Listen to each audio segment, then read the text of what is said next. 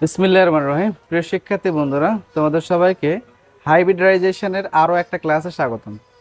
তো আজকের ক্লাসটা এমন একটা ক্লাস হতে চলেছে যে ক্লাসটা আসলে তোমরা এই ধরনের সংকলন সাধারণত করো না, এগুলো পরীক্ষা একটু কম আসে বলে আমরা স্কিপ করে চলে যাই। তো আমরা স্কিপ করব না, এই সংকলনগুলো অনেক সোজা, অনেক সহজ।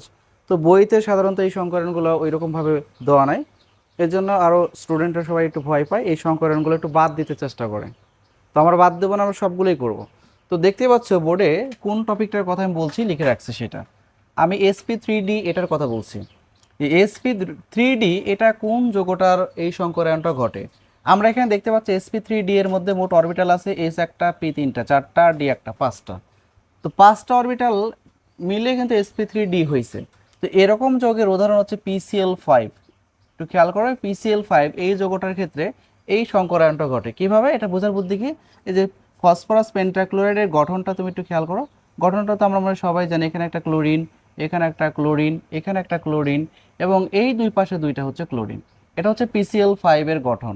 তো ভাইয়া তোমাকে গঠন কিন্তু জানা থাকা লাগবে। এই PCl5 এর এই আকৃতিটাকে বলা হয় ত্রিভুজীয় দ্বিপিরামিডীয় বা ত্রিভুজীয় দ্বিপিরামিড, এইটা বলা হয়।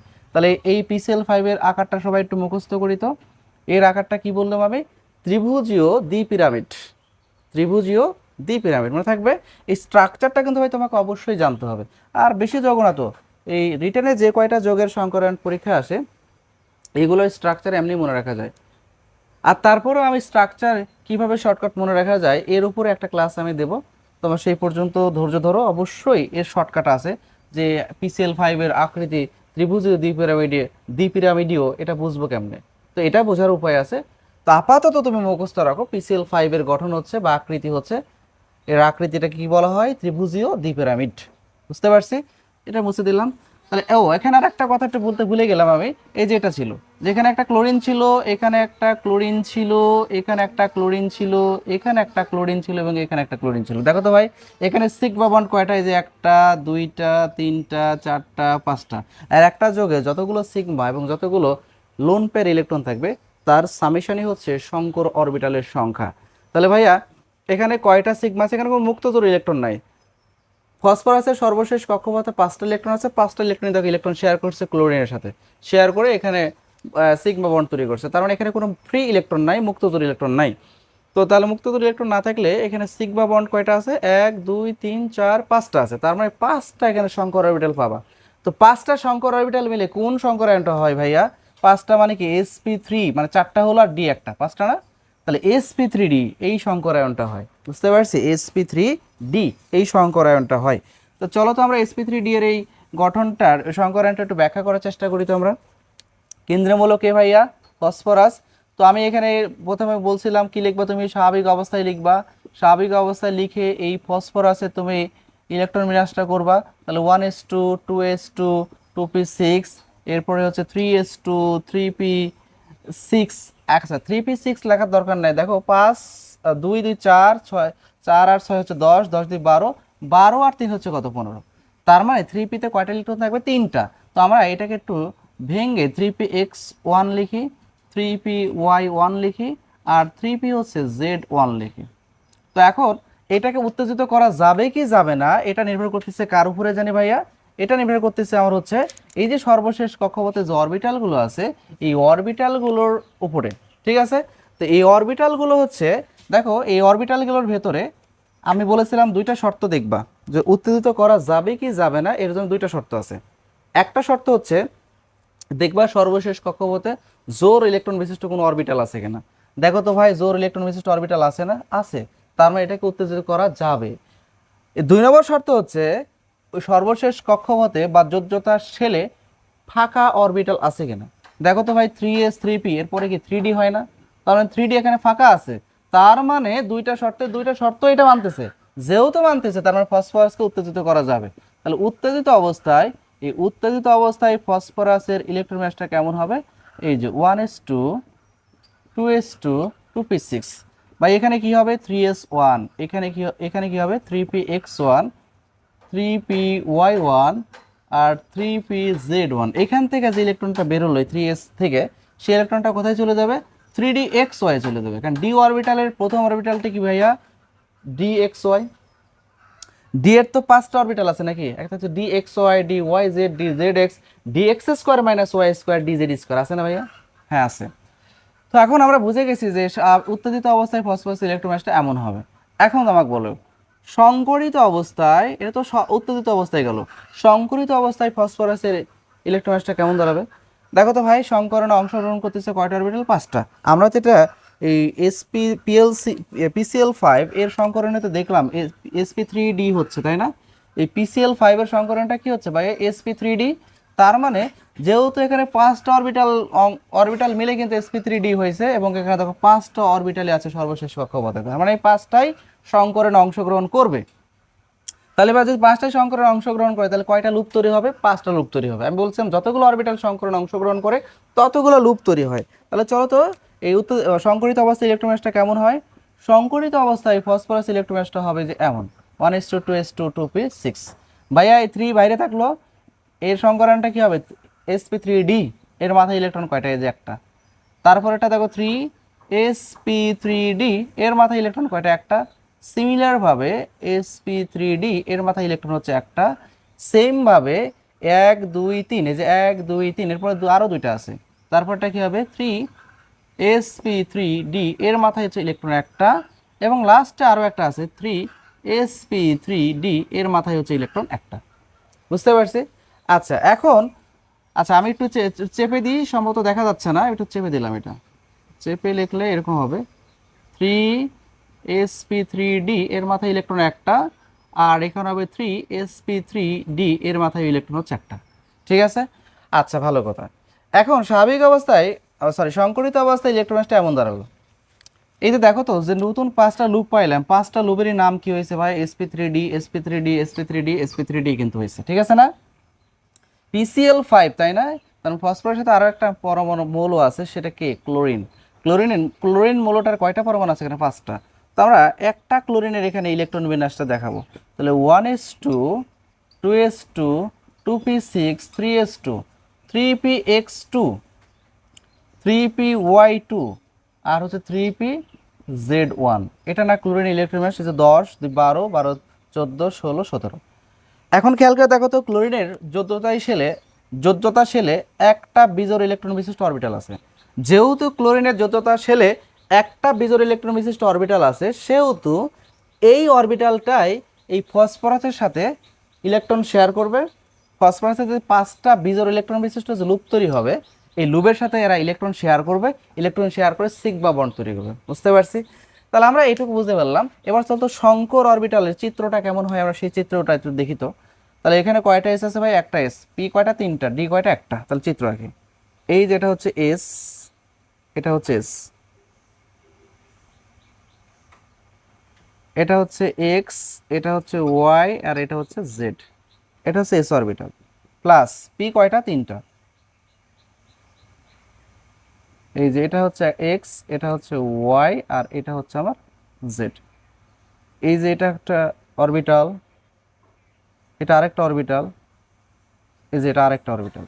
তো ভাই এই অরবিটালগুলো তো নাম আছে নাকি? এটার নাম হচ্ছে পি জেড, এটার নাম হচ্ছে পি ওয়াই, আর এটার নাম হচ্ছে পি জেড। বুঝতে পারছি? এর সাথে আরও একটা অরবিটাল যোগ হয়ে আছে, সেটা কি দেখো তো? 3d xy। তো এখন ভাইয়া ডি অরবিটালের আকৃতি কেমন? Double dumbbell. ডি এর তো 5টা অরবিটাল হচ্ছে ডি এক্স ওয়াই, এই যে d x y, d y z, d z x, তারপরে d x square minus y square, আর একটা হচ্ছে ডি জেড স্কোয়ার। এই 5টা অরবিটাল হচ্ছে ডি এর। এখন বলো তো এই ডি এক্স ওয়াই অরবিটালটা দেখতে কেমন? সোজা হিসাবে এটাকে এক্স ধরলাম, এটাকে ওয়াই ধরলাম, এটাকে জেড ধরলাম। এই সবগুলো অরবিটাল মনে রাখার জন্য একটা কৌশল আছে, বুদ্ধি আছে। এই বুদ্ধিটা তোমাদেরকে শিখাই দিচ্ছি। এই বুদ্ধিটা খাটাই বা জীবনে কখনো ভুল হবে না। আমি এখানে এক্সিসগুলো সবগুলো দেখাইলাম, এটা এক্স, এটা ওয়াই, এটা জেড। একই রকমভাবে বাদ বাকি দুটো হবে। আমি এই দুটাকে একটু বলি। দেখো সব সময় এই যে এই বরাবর, এই বরাবর, এই বরাবর, এই বরাবর তুমি একটা অরবিটাল নিবা। এটার ক্ষেত্রেও তাই, এই ডি ওয়াই জেড এর ক্ষেত্রেও নয়, এই বরাবর এটি কমন অরবিটাল থাকবে। ঠিক আছে? আমি যদি ডি জেড এক্সটা নিতাম, ডি জেড এক্স নিলেও একই ঘটনা ঘটতো। এটা এক্স, এটা ওয়াই, এটা জেড, তখন আমি এই বরাবর অরবিটাল নিতাম। এটাকে ডি জেড এক্সের কথা বলছি। আচ্ছা ভালো কথা। এখন কি বলছে ভাই? এক্স ওয়াই না? তাহলে এক্স ওয়াই এর মাঝ বরাবর একটা অরবিটাল নিবা। ঠিক আছে? এখন কি বলছে? ডি ওয়াই জেড না?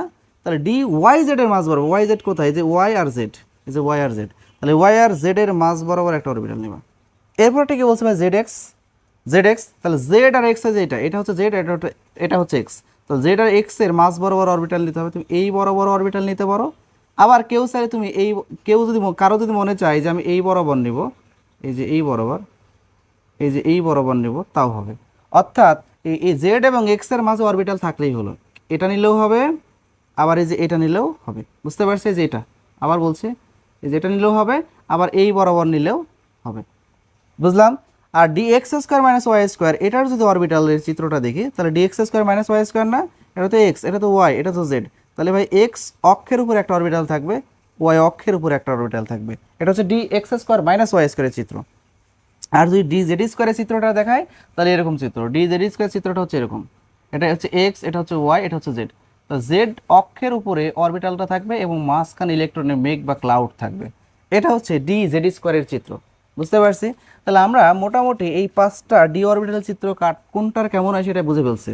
তাহলে এখানে আমার কোন অরবিটালটা আছে ভাইয়া, d x square y, d x y আছে না, তার মানে এই যে এই চিত্রটা আমার লাগবে। ঠিক আছে, তো চলো আমরা এই অরবিটালের চিত্রটা এখানে এঁকে ফেলি।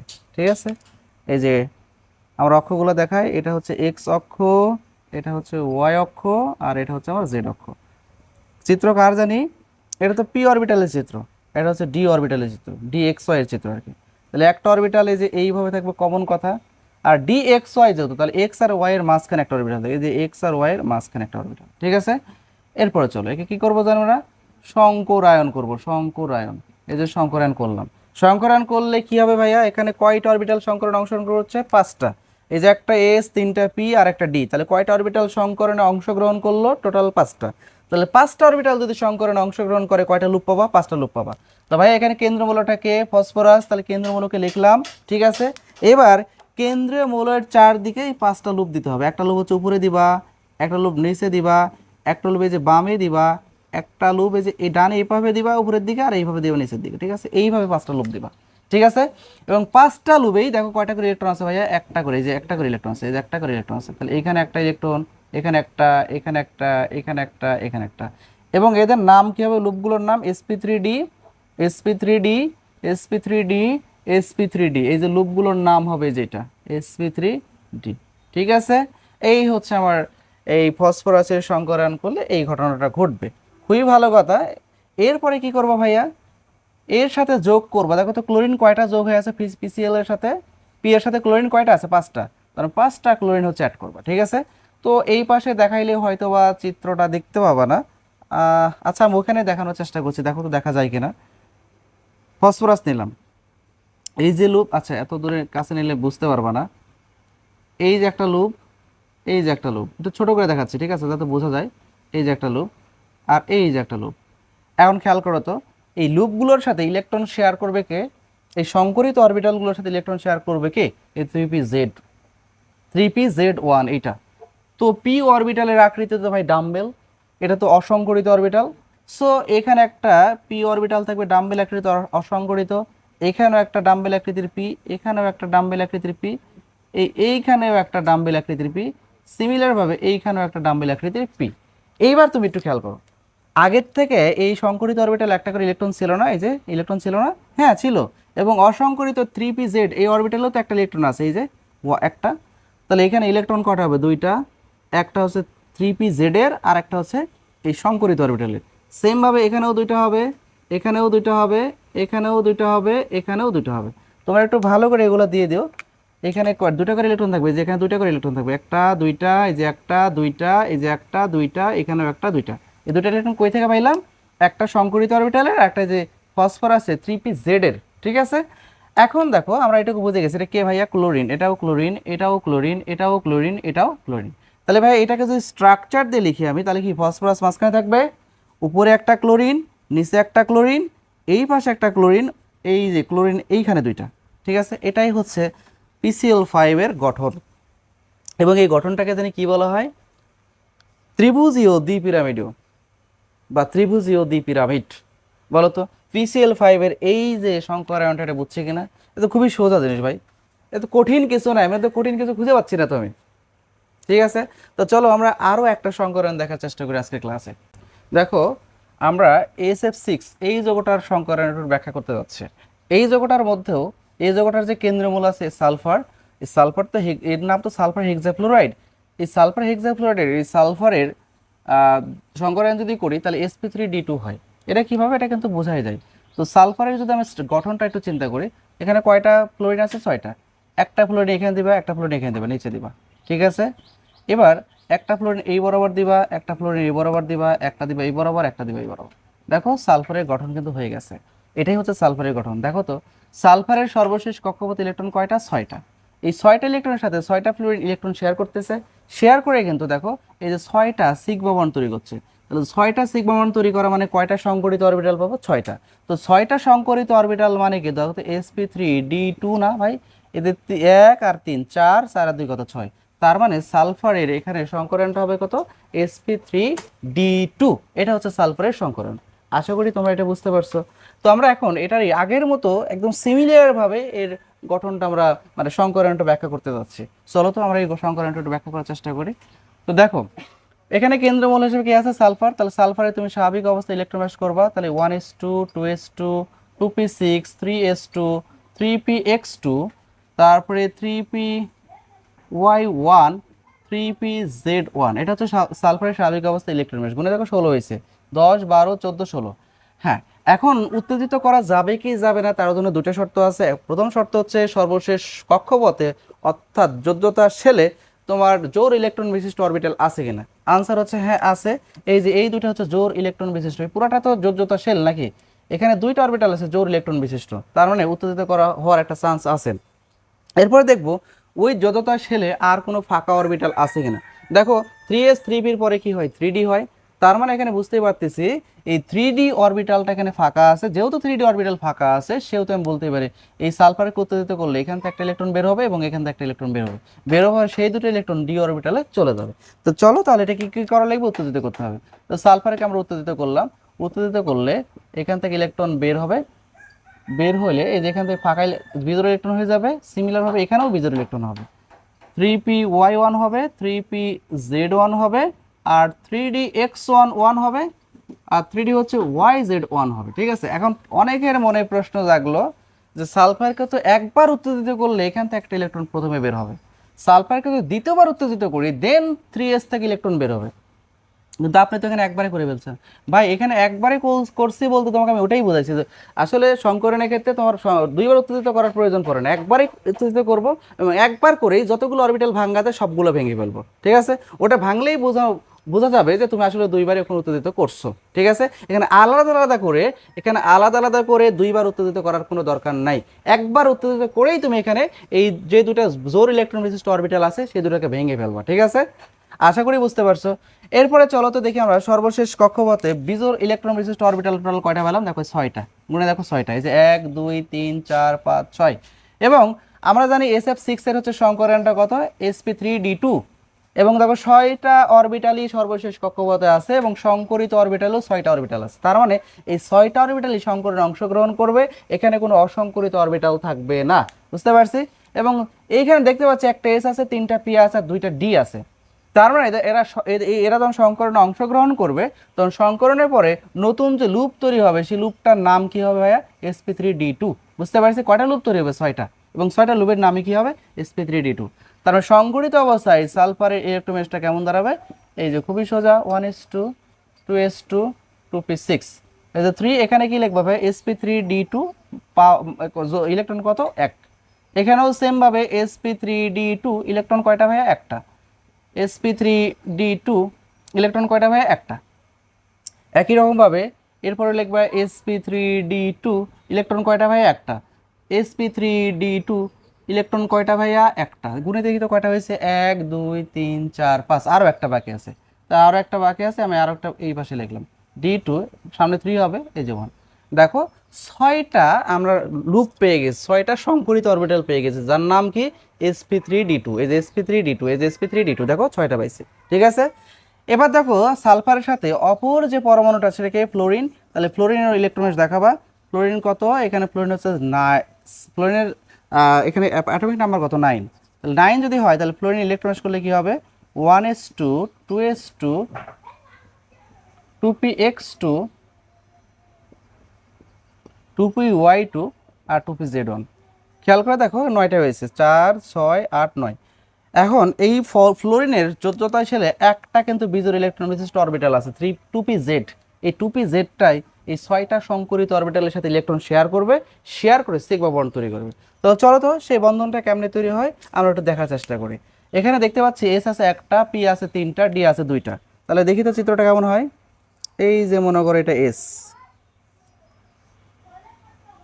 এই যে এটা হচ্ছে এক্স, এটা হচ্ছে ওয়াই, আর এটা হচ্ছে জেড। এটা হচ্ছে এস অরবিটাল প্লাস পি আছে হচ্ছে তিনটা, এক্স ওয়াই আর হচ্ছে জেড। পি আছে তিনটা, এটা পি এক্স, এটা পি ওয়াই, এটা পি জেড। তাহলে এটা বুঝে গেছে এটা হচ্ছে পি জেড, এটা হচ্ছে পি ওয়াই, এটা হচ্ছে পি এক্স। ঠিক আছে, এর সাথে দুইটা ডি আছে, দুইটা ডি আছে। কয়টা ডি আছে? দুইটা। তাহলে দুইটা ডি এর জন্য আলাদা আলাদা দেখাইতে হবে। এটা হচ্ছে এক্স, এটা হচ্ছে ওয়াই, এটা হচ্ছে জেড। এটা হচ্ছে এক্স, এটা হচ্ছে ওয়াই, এটা হচ্ছে জেড। এটা হচ্ছে ডি এক্স ওয়াই আর এটা হচ্ছে ডি ওয়াই জেড। এবার দেখি তো ডি এক্স ওয়াই তো নাকি, আমরা তো সবাই জানি এই অরবিটালটা কমন, এই যে এই অরবিটালটা কমন, এই অরবিটালটা কমন, কমন অরবিটাল নিয়ে নিছি। এরপর কি করতে হবে? এক্স ওয়াই এর মধ্যে অরবিটাল নিতে হবে। এক্স ওয়াই এর ভিতরে দেখো তো এই অরবিটালটা পড়ে না। এখন কোথায়? ওয়াই জেড এর মধ্যে। ভাই ওয়াই আর জেড এর মধ্যে কোন অরবিটালটা? এই যেটা। বুঝছে কিনা বলো? এখন ভাই বোনা ভাই এখানে দুইটা অরবিটাল আছে, একটা অরবিটাল একটা অরবিটাল না, এখানে কিন্তু একটা অরবিটালই আছে, তার নাম কি? D x y. এখানেও দুইটা না, একটা আছে, তার নাম কি? D y z. এবার বলতো টোটাল কয়টা অরবিটাল সংকরণে অংশগ্রহণ করলো? 6টা। এই যে একটা আর এখানে তিনটা, তাহলে 4টা আর এখানে দুইটা, তাহলে কয়টা হলো? 6টা। এই 6টা সংকরণে, এই 6টা অরবিটাল সংকরণে অংশগ্রহণ করছে, তার মানে তুমি লুপ পাবা কয়টা? 6টা পাবা। অর্থাৎ সংকরিত অরবিটাল কয়টা পাবা? 6টা পাবা। এবং সেই লুপগুলো দেখতে কেমন হবে? এই যে বলছিলাম সেখানে সালফার হচ্ছে কেন্দ্রীয় মূল, এই যে সালফারটা কেন্দ্রীয় মূল লিখলাম, উপরে একটা লুপ দিবা, নিচে একটা লুপ দিবা, দিলাম। এবার তুমি এই পাশে একটা লুপ দিবা, এই পাশে একটা লুপ দিবা, সিমিলারভাবে এখানে একটা লুপ এবং এই যে এখানে একটা লুপ। বুঝতে পারছি? এবং প্রত্যেকটা লুপে একটা করে ইলেকট্রন বসবে, এই যে ইলেকট্রন বসবে। ঠিক আছে, এবং লুপগুলো দেখতে কিন্তু একই রকম হবে ভাই, ছোট বড় কিন্তু হবে না, হওয়া যাবে না। বাট আমার এখানে একটু হাতে খালি হাতে আঁকানোর জন্য একটু হয়তো বা বোর্ডের জন্য হয়তো কম বেশি হয়ে যাচ্ছে, তোমরা চেষ্টা করবা পারতপক্ষে একদম এক্সাক্ট সেম টু সেম করার জন্য। ঠিক আছে, এই যে আমার এই চেহারাটা দাঁড়াইলো, 6টা সংকরিত অরবিটাল পাইলাম। এবং এই অরবিটালগুলোর নাম কি ভাই? sp3d2। এবং এটার নামও কি? sp3d2। এটার নামও কি? sp3d2। এটার নাম হচ্ছে sp3d2। এটার নাম হচ্ছে sp3d2, লাস্ট ওয়ান যেটা, সেটার নামও sp3d2। বুঝতে পারছি? এই যে ভাইয়া সংকরণের পরে এই চেহারা দাঁড়াবে সালফারের। এখন এই যে 6টা লুপ পাইছি না, এই 6টা লুপের সাথে এই যে অসংকরিত 2pz কোন মৌলের? ফ্লোরিনের। ফ্লোরিনের অসংকরিত 2pz ইলেকট্রন শেয়ার করবে। বুঝতে পারছি? এখন এখানে যেহেতু বোর্ডে আমার জায়গা নাই, তো আমি একটা কাজ করতেছি, উপরে মুছে দিয়ে আমি উপরে দেখানোর চেষ্টা করছি। ঠিক আছে, তোমার সবাই পুরোটা একটা নোট করে নিবা। আমি বিশ্বাস করি তোমাদের নোট করা হয়েছে, আমি মুছে দিলাম উপরে। ঠিক আছে, উপরে দেখানোর চেষ্টা করি যে উপরে কেমনে এ করা যায়।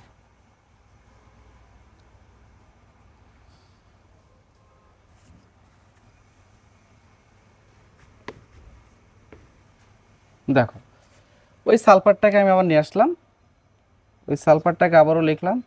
এই যে একটা লুপ, এই যে একটা লুপ, এই যে একটা লুপ, এই যে একটা লুপ, এই একটা, এই একটা, সবগুলোতে একটা করে ইলেকট্রন থাকবে। আমি আর এখানে sp3d2 sp3d2 লিখলাম না, তোমার লিখে দিও। ঠিক আছে, এর মধ্যে যোগ হবে কয়টা ফ্লোরিন? 6টা ফ্লোরিন। কারণ তো যোগটা কি ছিল ভাই? SF6, এটা ছিল যোগ। ঠিক আছে, তাহলে 6টা ফ্লোরিন এখানে অ্যাড হবে। আচ্ছা, অ্যাড হওয়ার পরে চেহারাটা কি দাঁড়াবে? এই যে একটা লুপ, এই যে একটা লুপ, এই একটা লুপ, এই একটা লুপ, এই একটা আর এই একটা, সবগুলো লুপ দিলাম। এবার এই লুপগুলোর সাথে কে যুক্ত হয়? 2pz। তো পি অরবিটাল আকৃতি কি? ডাম্বেল। তার মানে এইখানে একটা ডাম্বেল এমন করে যুক্ত হবে, এইখানে একটা ডাম্বেল এমন করে যুক্ত হবে, এইখানে একটা ডাম্বেল এমন করে যুক্ত হবে। এই 6টার সাথে এরকম করে ডাম্বেল যুক্ত হবে। ঠিক আছে,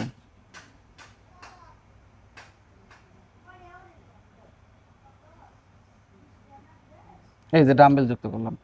এবার বলতো পিজেড এ 2pz একটা ইলেকট্রন ছিল না, তাহলে পিজেড এর একটা ইলেকট্রন আর লুবের একটা ইলেকট্রন, তাহলে কয়টা হবে? দুইটা না? এখানেও তাই, লুবের একটা, পিজেড এর একটা, লুবের একটা, পিজেড এর একটা।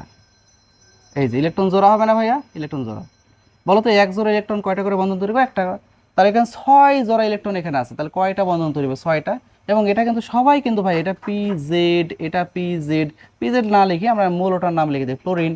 এটাও ফ্লোরিন থেকে আসছে, এটাও ফ্লোরিন থেকে, এটাও ফ্লোরিন থেকে, এটাও ফ্লোরিন থেকে, এটাও ফ্লোরিন থেকে, তার মানে ফ্লোরিন নিজেই ইলেকট্রন শেয়ার করতেছে।